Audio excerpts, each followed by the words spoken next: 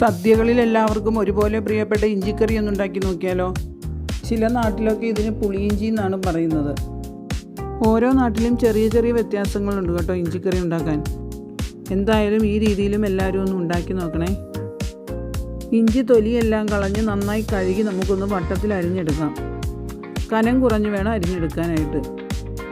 1 kilo ഇഞ്ചി ഇവിടെ എടുത്തിട്ടുണ്ട്. 100 ഗ്രാം പച്ചമുളകും നന്നായി കഴുകി ഞെട്ട് കളഞ്ഞ് നമുക്ക് അരിഞ്ഞെടുക്കാം. പാനിലേക്ക് 1 കപ്പ് വെളിച്ചെണ്ണ ഒഴിച്ചു കൊടുക്കാം. നന്നായി തിളച്ച് കഴിയുമ്പോൾ നമുക്ക് വട്ടത്തിൽ അരിഞ്ഞു വെച്ചിരിക്കുന്ന ഇഞ്ചി ഇട്ട് കൊടുക്കാം. നന്നായി ഒന്ന് ഫ്രൈ ചെയ്തെടുക്കണം.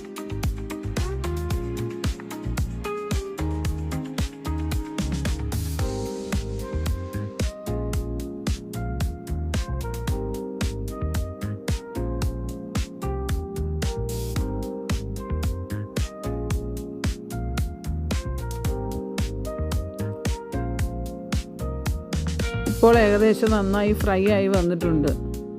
പൊടിച്ചു നോക്കിയാൽ നന്നായി പൊടിയുന്ന ഭാഗത്തിന് മാത്രം ഫ്രൈ ചെയ്താൽ മതി. കൂടുതൽ മൂത്ത് കഴിഞ്ഞാൽ അതിൻ്റെ ടേസ്റ്റ് മുഴുവൻ മാറിപ്പോകുമേ. അത് കാരണം ജസ്റ്റ് ഒന്ന് പൊടിയുന്ന ഭാഗത്തിന് തന്നെ അത് കോരിയെടുക്കാം.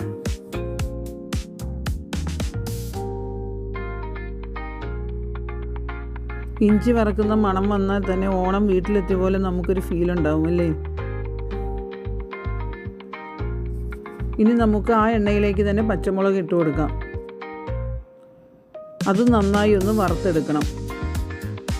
ഇതുപോലെ നന്നായി ഒന്ന് മൂത്ത് വന്നാൽ മതി. ഇനി നമുക്കത് കോരിയെടുക്കാം.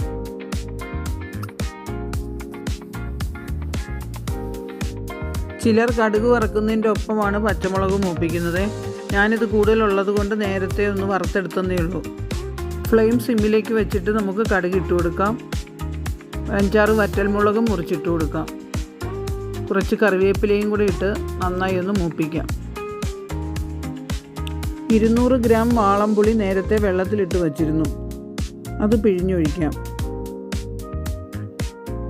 പഴയ പുളി ഇരിപ്പുണ്ടെങ്കിൽ അതാണ് കേട്ടോ ഇഞ്ചിക്കറിക്ക് നല്ലത്. നല്ല കളറ് കിട്ടും.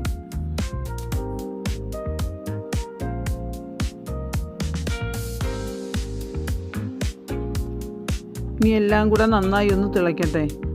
ആ സമയം നമുക്ക് ബാക്കി ചേരുവകൾ ചേർക്കാം.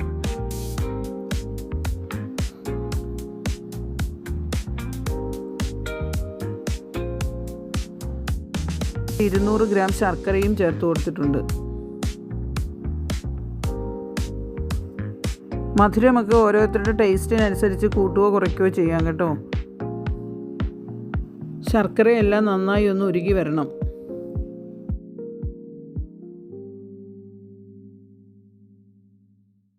ശർക്കരയെല്ലാം ഉരുകി വന്ന് നന്നായി തിളച്ച് തുടങ്ങിയിട്ടുണ്ട്. ഇനി നമുക്ക് എരിവിനാവശ്യമായ മുളക് പൊടി ചേർത്ത് കൊടുക്കാം. 1 സ്പൂൺ കാശ്മീരി മുളക് പൊടിയും 1 സ്പൂൺ സാധാരണ മുളക് പൊടിയും ചേർത്തിട്ടുണ്ട്. 1/4 ടീസ്പൂൺ ഉലുവപ്പൊടിയും 1/2 ടീസ്പൂൺ കായപ്പൊടിയും ചേർത്ത് കൊടുക്കാം. 1/2 ടീസ്പൂൺ മഞ്ഞൾപ്പൊടിയും ചേർത്ത് കൊടുത്തിട്ടുണ്ട്. എല്ലാം ഒന്ന് യോജിച്ച് കുറുകി വരണം. ആവശ്യത്തിന് ഉപ്പും ചേർത്ത് കൊടുക്കാം.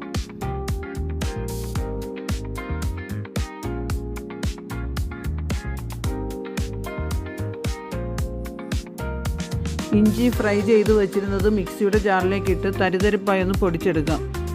അത് നമുക്ക് ചേർത്ത് കൊടുക്കാം.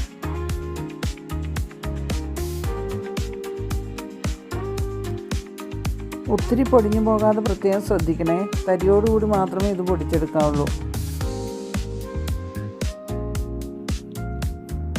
ഇനി ഇതെല്ലാം കൂടെ യോജിച്ചൊന്ന് കുറുകി വരണം.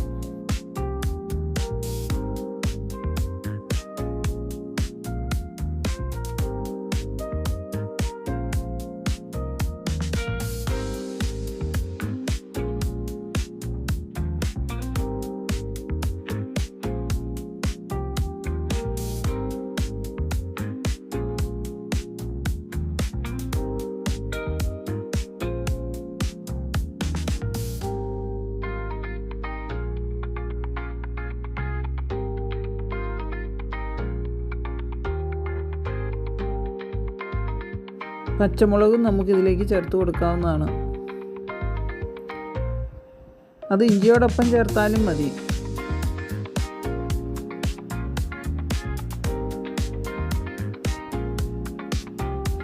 എല്ലാ ടേസ്റ്റുകളും നമ്മുടെ ഇഷ്ടത്തിനനുസരിച്ച് കൂട്ടുകയോ കുറയ്ക്കുകയോ ചെയ്യാം.